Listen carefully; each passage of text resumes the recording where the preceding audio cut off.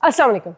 I'm Arfa and I'm a photographer. How I became a photographer is not a tale of I wanted it to be since childhood.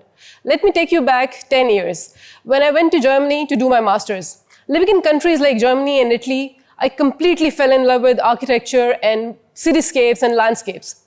In 2010, I bought my first DSLR, and in that same year, I bought my first smartphone. Even then, the decision to buy a smartphone completely relied on how good the camera quality is.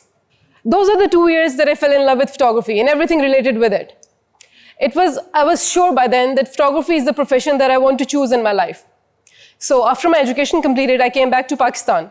Being a young girl, it was really hard for me to enter into photo industry. I faced a lot of backlash, but that's a story for another day.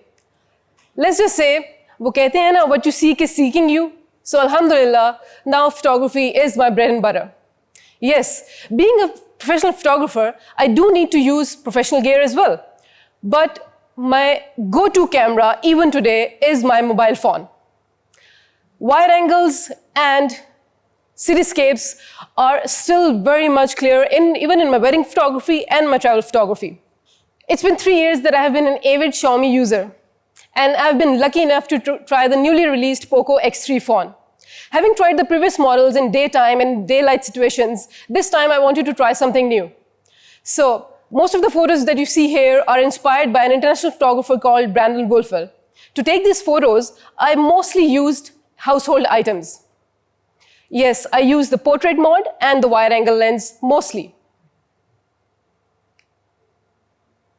Remember, you do not need high-end gear to be a photographer. I truly hope you like the photos and this inspires you to go out and to capture the life around you as well. Thank you so much for having me. Thank you.